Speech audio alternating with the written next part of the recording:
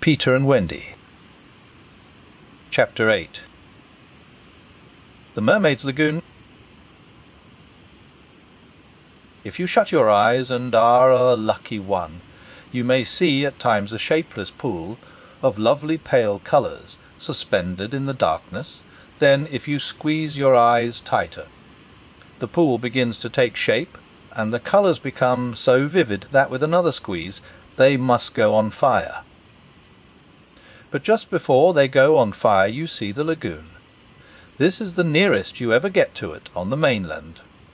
Just one heavenly moment. If there could be two moments, you might see the surf and hear the mermaids singing. The children often spent long summer days on this lagoon, swimming or floating most of the time, playing the mermaid games in the water, and so forth. You must not think from this that the mermaids were on friendly terms with them. On the contrary, it was among Wendy's lasting regrets that all the time she was on the island she never had a civil word from one of them.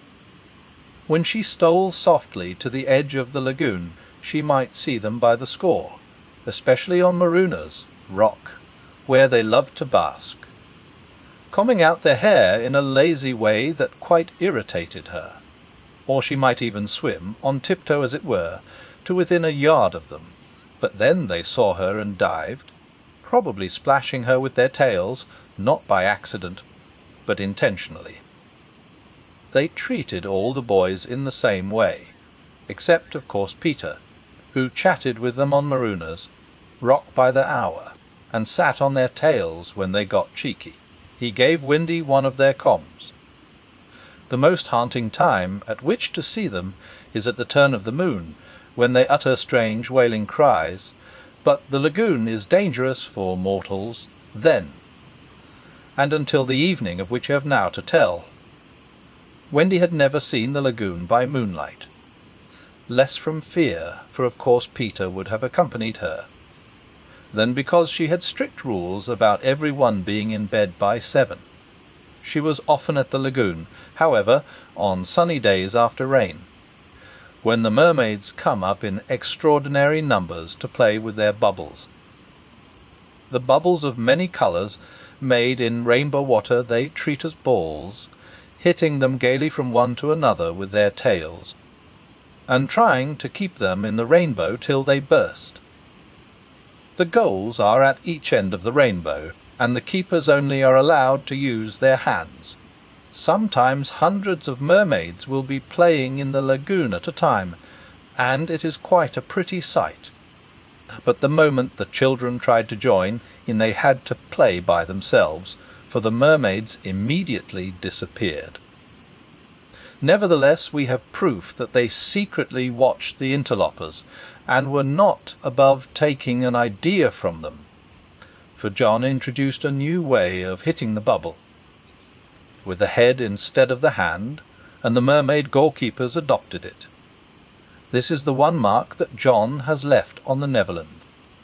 It must also have been rather pretty to see the children resting on a rock for half an hour after their midday meal. Wendy insisted on their doing this, and it had to be a real rest, even though the meal was make-believe.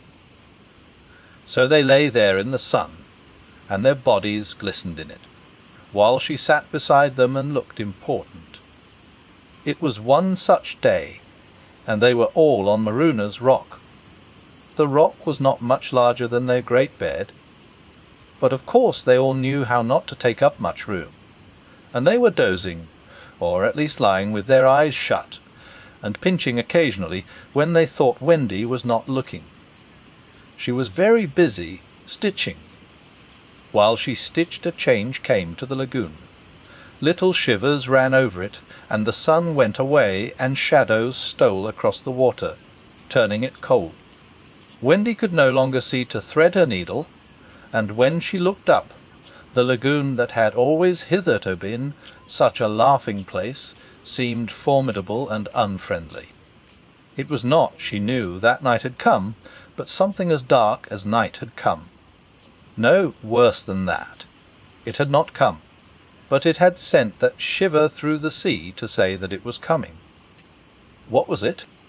There crowded upon her all the stories she had been told of marooners. Rock, so called because evil captains put sailors on it and leave them there to drown. They drown when the tide rises, for then it is submerged. Of course she should have roused the children at once, not merely because of the unknown that was stalking toward them, but because it was no longer good for them to sleep on a rock grown chilly. But she was a young mother, and she did not know this. She thought you simply must stick to your rule about half an hour after the midday meal. So, though fear was upon her, and she longed to hear male voices, she would not waken them. Even when she heard the sound of muffled oars, though her heart was in her mouth, she did not waken them. She stood over them to let them have their sleep out. Was it not brave of Wendy? It was well for those boys then that there was one among them who could sniff danger even in his sleep. Peter sprang erect, as wide awake at once as a dog, and with one warning cry he roused the others. He stood motionless, one hand to his ear. "Pirates!" he cried. The others came closer to him. A strange smile was playing about his face, and Wendy saw it and shuddered. While that smile was on his face, no one dared address him. All they could do was to stand ready to obey. The order came sharp and incisive. "Dive!" There was a gleam of legs, and instantly the lagoon seemed deserted. Marooners. Rock stood alone in the forbidding waters, as if it were itself marooned. The boat drew nearer.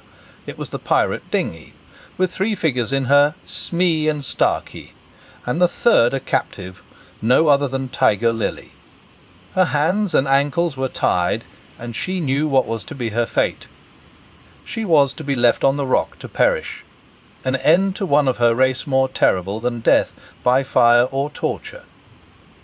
For is it not written in the book of the tribe that there is no path through water to the happy hunting ground? Yet her face was impassive. She was the daughter of a chief. She must die as a chief's daughter. It is enough. They had caught her boarding the pirate ship with a knife in her mouth. No watch was kept on the ship, it being Hook's boast that the wind of his name guarded the ship for a mile around. Now her fate would help to guard it also. One more whale would go the round in that wind by night. In the gloom that they brought with them, the 2 pirates did not see the rock till they crashed into it. "Luff, you lubber!" cried an Irish voice that was Smee's. "Where's the rock? Now, then what we have to do is to hoist the redskin on to it, and leave her there to drown." It was the work of one brutal moment, to land the beautiful girl on the rock. She was too proud to offer a vain resistance. Quite near the rock, but out of sight, 2 heads were bobbing up and down, Peter's and Wendy's. Wendy was crying, for it was the first tragedy she had seen. Peter had seen many tragedies, but he had forgotten them all. He was less sorry than Wendy for Tiger Lilycombe. It was 2 against 1 that angered him, and he meant to save her. An easy way would have been to wait until the pirates had gone, but he was never one to choose the easy way. There was almost nothing he could not do, and he now imitated the voice of Hook. "Ahoy there, you lubbers!" he called. It was a marvellous imitation. "The captain," said the pirates, staring at each other in surprise. "He must be swimming out to us," Starkey said, when they had looked for him in vain. "We are putting the redskin on the rock," Smee called out. "Set her free," came the astonishing answer. "Free?" "Yes, cut her bonds and let her go." "But, captain—" "At once. Die here," cried Peter, "or I'll plunge my hook in you." "This is queer," Smee gasped. "The better do what the captain orders," said Starkey nervously. "Aye, aye," Smee said, and he cut Tiger Lily's cords. At once, like an eel, she slid between Starkey's legs into the water. Of course Wendy was very elated over Peter's cleverness, but she knew that he would be elated also, and very likely crow, and thus betray himself. So at once her hand went out to cover his mouth. But it was stayed even in the act, for "Boat ahoy!" rang over the lagoon in Hook's voice, and this time it was not Peter who had spoken. Peter may have been about to crow, but his face puckered in a whistle of surprise instead. "A boat ahoy!" again came the cry. Now Wendy understood. The real Hook was also in the water. He was swimming to the boat, and as his men showed a light to guide him, he had soon reached them. In the light of the lantern Wendy saw his Hook grip the boat's side. She saw his evil, swarthy face as he rose dripping from the water, and, quaking, she would have liked to swim away, but Peter would not budge. He was tingling with life, and also toffeavy with conceit. "Am I not a wonder? Oh, I am a wonder," he whispered to her, and though she thought so also, she was really glad, for the sake of his reputation, that no one heard him except herself. He signed to her to listen. The two pirates were very curious to know what had brought their captain to them, but he sat with his head on his hook in a position of profound melancholy. "The captain is all well," they asked timidly, but he answered with a hollow moan. "He sighs," said Smee. "He sighs again," said Starkey. "And yet a third time he sighs," said Smee. "What's up, captain?" Then at last he spoke passionately. "The game's up," he cried. "Those boys have found a mother." Affrighted though she was, Wendy swelled with pride. "Oh, evil day!" cried Starkey. "What's a mother?" asked the ignorant Smee. Wendy was so shocked that she exclaimed, "He doesn't know." And always after this she felt that if you could have a pet pirate, Smee would be her one. Peter pulled her beneath the water, for Hook had started up, crying. What was that? "I heard nothing," said Starkey, raising the lantern over the waters, and as the pirates looked they saw a strange sight. It was the nest I have told you of, floating on the lagoon, and the Never bird was sitting on it. "See," said Hook in answer to Smee's question, "that is a mother. What a lesson! The nest must have fallen into the water, but would the mother desert her eggs? No."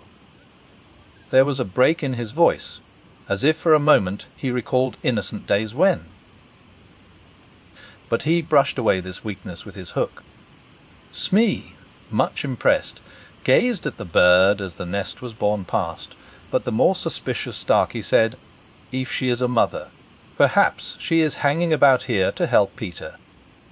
Hook winced. He said, "that is the fear that haunts me." He was roused from this dejection by Smee's eager voice. "Captain," said Smee, "could we not kidnap these boys' mother and make her our mother?" "It is a princely scheme," cried Hook, and at once it took practical shape in his great brain. "We will seize the children and carry them to the boat. The boys we will make walk the plank, and Wendy shall be our mother." Again Wendy forgot herself. "Never!" she cried, and bobbed. What was that? But they could see nothing. They thought it must have been but a leaf in the wind. "Do you agree, my bullies?" asked Hook. "There is my hand on it," they both said. "And there is my hook, swear." They all swore. By this time they were on the rock, and suddenly Hook remembered Tiger Lily. "Where is the redskin?" he demanded abruptly. He had a playful humour at moments, and they thought this was one of the moments. "That is all right, Captain," Smee answered complacently, "or let her go." "Let her go," cried Hook. "'Twas your own orders," the boatswain faltered. "You called over the water to us to let her go," said Starkey. "Brimstone and gall," thundered Hook, "what cozening is here?" His face had gone black with rage, but he saw that they believed their words, and he was startled. "Lads," he said, Shaking a little, I gave no such order. It is passing queer, Smee said, and they all fidgeted uncomfortably. Hook raised his voice, but there was a quiver in it. A spirit that haunts this dark lagoon tonight, he cried, dost hear me? Of course Peter should have kept quiet, but of course he did not. He immediately answered in Hook's voice obs, Bobs, hammer and tongs, I hear you. In that supreme moment Hook did not blanch, even at the gills, but Smee and Starkey clung to each other in terror. Who are you, stranger, speak? Hook demanded. I am James Hook, replied the voice, captain of the Jallo El-U-Raj-E-R. You are not, Hook cried hoarsely. A brimstone and gall, the voice retorted, say that again, and I'll cast anchor in you. Hook tried a more ingratiating manner. If you are Hook, he said almost humbly, come tell me, who am I? Codfish, replied the voice, only a codfish. A codfish, Hook echoed blankly, and it was then, but not till then, that his proud spirit broke. He saw his men draw back from him. Have we been captained all this time by a codfish? They muttered. It is lowering to our pride. They were his dogs snapping at him, but, tragic figure though he had become, he scarcely heeded them. Against such fearful evidence, it was not their belief in him that he needed, it was his own. He felt his ego slipping from him. Don't desert me, bully, he whispered hoarsely to it. In his dark nature there was a touch of the feminine, as in all the great pirates, and it sometimes gave him intuitions. Suddenly he tried the guessing game. Hook, he called, have you another voice? Now Peter could never resist a game, and he answered blithely in his own voice, I have. And another name. Aye. The vegetable? Asked Hook. No. Mineral?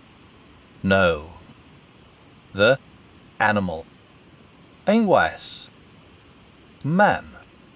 No. This answer rang out scornfully. A boy? Yes. Ordinary boy. No. Wonderful boy. To Wendy's pain the answer that rang out this time was yes.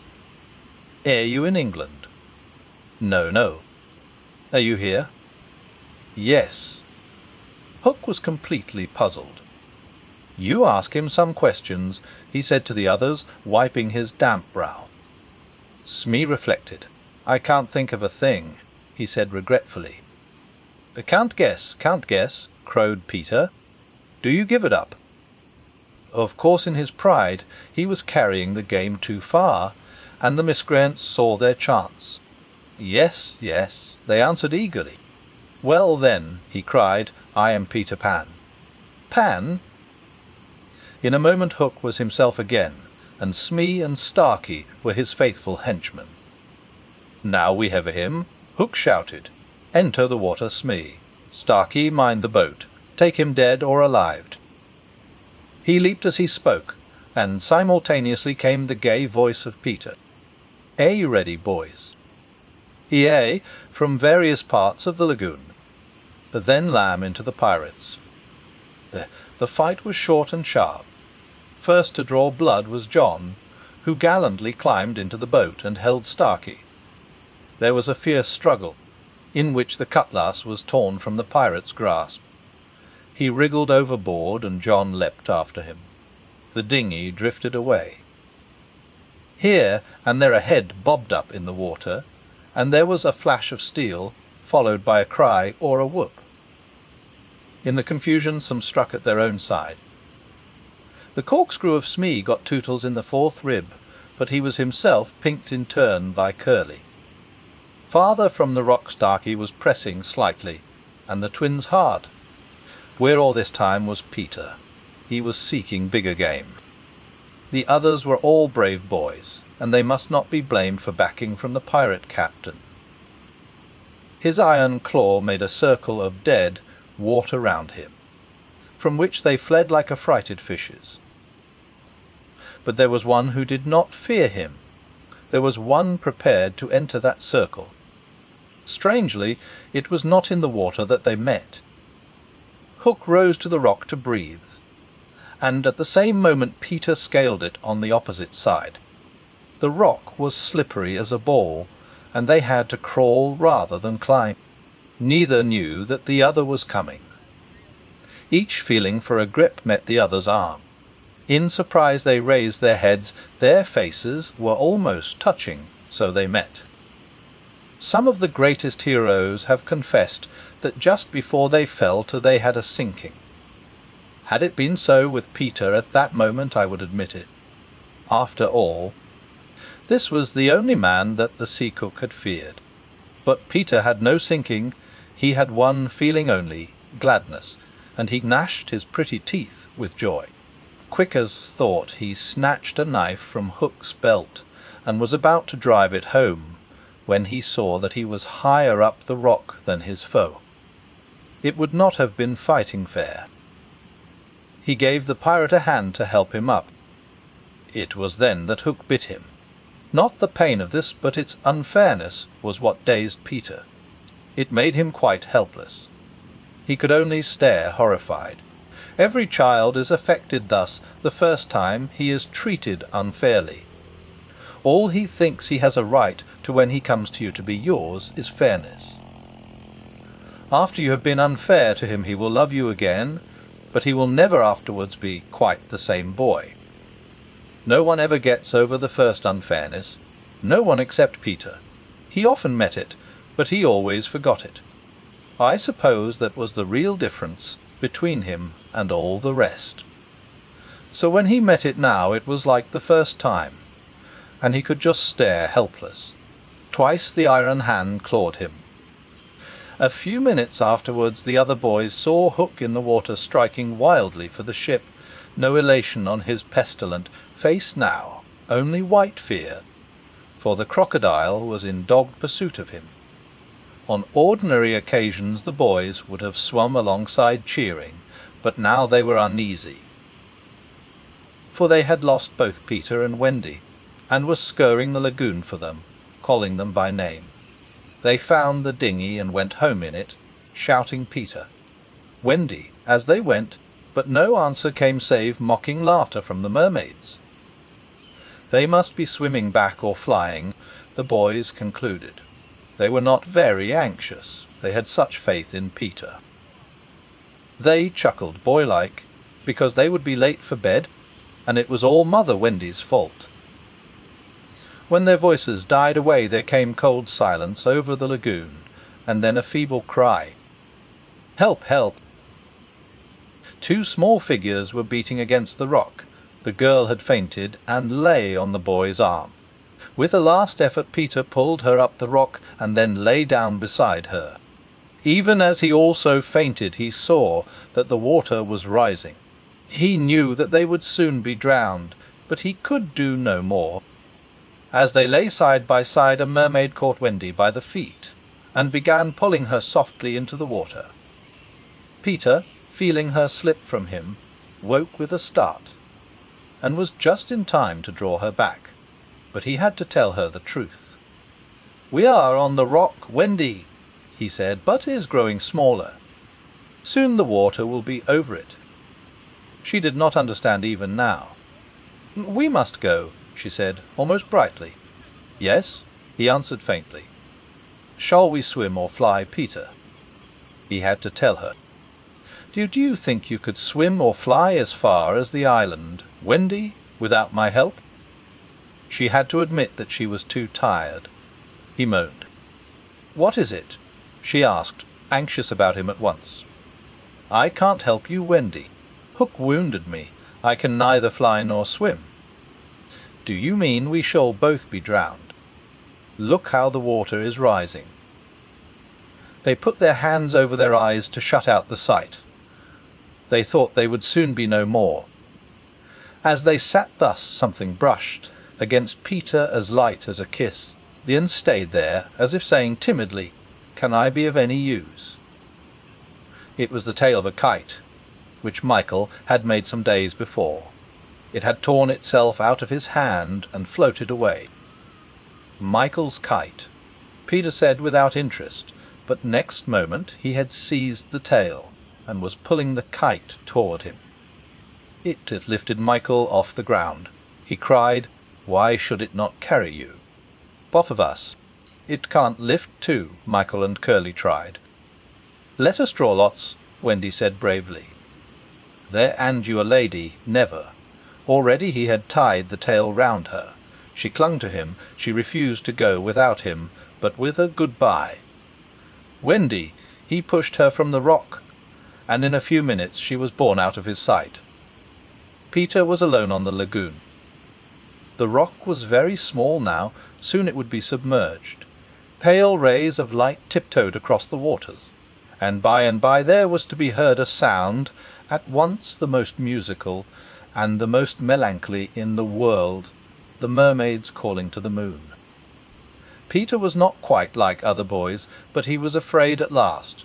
A tremor ran through him, like a shudder passing over the sea.